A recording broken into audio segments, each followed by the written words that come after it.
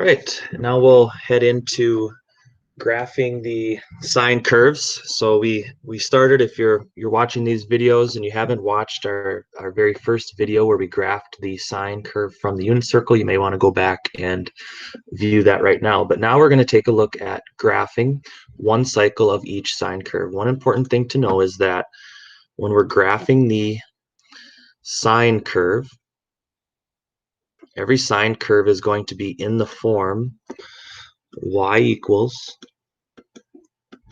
a sine b theta. And when we're graphing one cycle, we're going to be graphing one period, or the length of one cycle is one period of the graph. Now, period is found, and I'm just going to abbreviate period as PER. Period is found by taking 2 pi divided by the number of cycles. And from the last problem, your B is the number of cycles between 0 and 2 pi. So a couple other things about this general form. Your A is equal to your amplitude. Your B is equal to the number of cycles between 0 and 2 pi.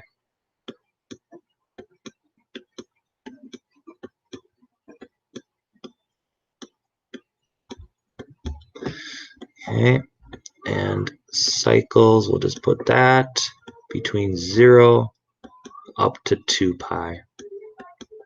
Okay, so there's going to be our B. So we're always looking at the B value to find out what our period is. We're going to take our 2 pi divided by the B value to find our period. Now, the nice thing about number 3 is that the period is already given to us, and then also the amplitude is given to us, and then we'll find an equation here in just a second. So starting to look at our first one, we're going to sketch one cycle. Our period is pi. So let's zoom into that one. So our period is pi. That's going to be the very last part of our cycle, because our length of one cycle is the period. That's going to be pi right here. So our cycle is going to go up, come down. It's going to end right here at pi. Now, to find those other key parts of our intervals, we are going to find the halfway point right here. We're going to find the quarter point, and then we're going to find the 3/4 point. So to find this halfway point, we're going to cut pi in half, and you're just working with fractions. Pi in half is going to be pi divided by 2. So that interval right there is pi divided by 2. Then you cut pi in half, or pi over 2 in half. That's going to be cutting a half in half is a fourth. So that's going to be pi over 4. Now we can count up. This first interval is pi over 4. This is 2 pi over 4, which simplifies to pi over 2. This is 3 pi over 4, and then you'd have a 4 pi over 4, which simplifies just to pi. So there's going to be our main theta values that we're going to use to graph. The next part of our graph is going to be our y's, and our y's are going to be determined by that amplitude. Our amplitude's 1/3. That means that this is going up to 1/3, and it's going down to -1/3. So there's going to be our amplitude values. Now, when you graph it, you're going to notice that the graphs are going to be all very similar. When you're looking for sine at theta value of 0, your sine is also going to be 0. When you go to the top of your circle, or when you get to that first theta value on the top of your unit circle, sine is going to be that highest point, which in this case, our circle now has an amplitude of 1/3 instead of 1. That's going to be our output. We head back down to, this would be the left side of your circle. Your sine is 0 at that position. This is the bottom of your circle. It's going to be negative at that position. And then all the way around your circle, you're back to 0. And then you can shade in, or I should say draw in your curve. There's going to be our sine value. So pi is our period. That's the length of one cycle. And then furthermore, that's going to be your full graph. Now we get to the equation. Now the equation has got to be in the form y equals a sine b theta. And we were given the period, we were given the amplitude, but we're not given the b value. So the b value is unknown. It's a question mark. We don't know what the b value is. Well, we can find the b value by taking 2 pi and dividing it by our period. That's going to also tell us what our b value is. So this little formula right here is used to find the b value. Very similar. Period is found by taking 2 pi over b. B is found by taking 2 pi divided by your period. So in my equation down here, I know that my a is going to equal 1/3. That's my amplitude.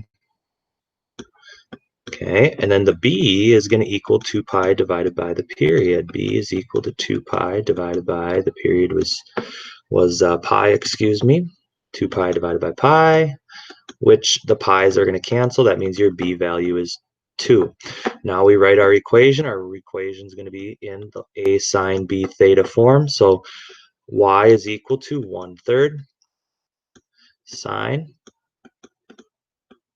2 theta. There's going to be our value. So 1/3 sine 2 theta would be that equation. So what this 2 means is there's 2 cycles between 0 and 2 pi. So I did 1 cycle, which I got to this point right here. Well, 2 cycles would add up another pi, would bring me to 2 pi over here. So 2b stands for the 2 cycles.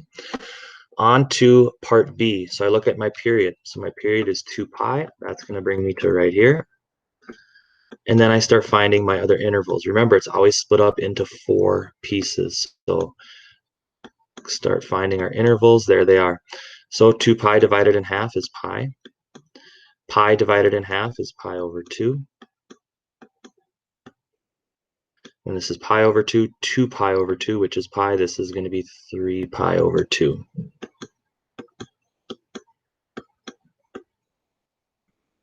Okay.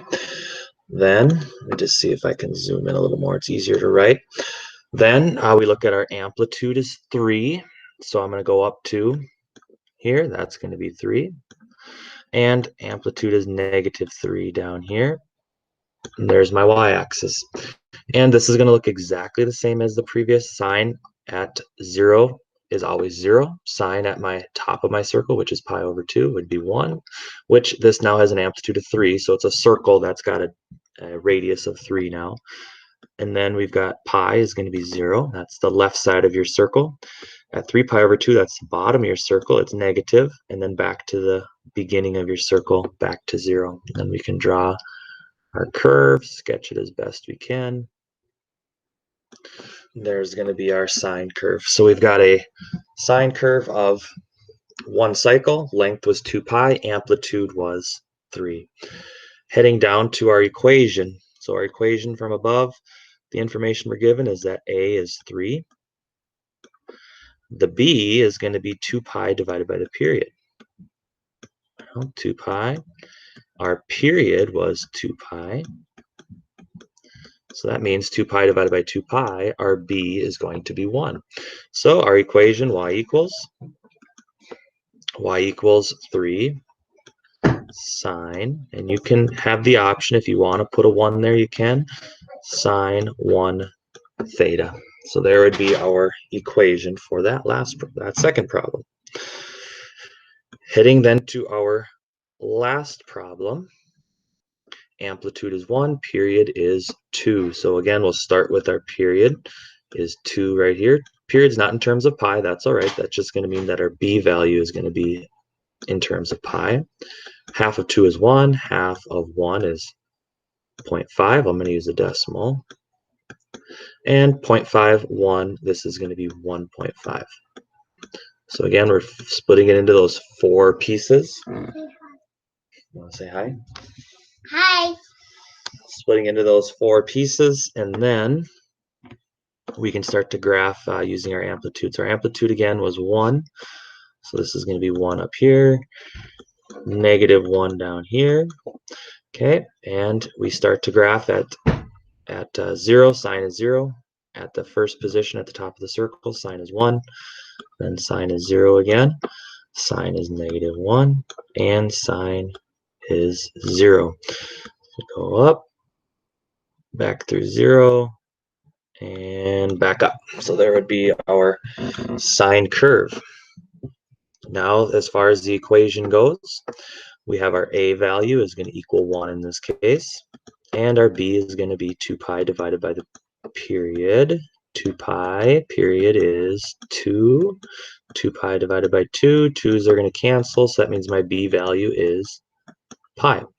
So our equation, y equals, you can put the 1 there, I'm not going to, just sine pi theta. Oops, I'm getting my Greek letters mixed up. Pi is first, and then theta. So there would be my equation for that problem. Let's zoom out so you can see everything on that particular problem. But you'll notice your graphs are all going to look very much the same, just changing your amplitude intervals and your theta intervals.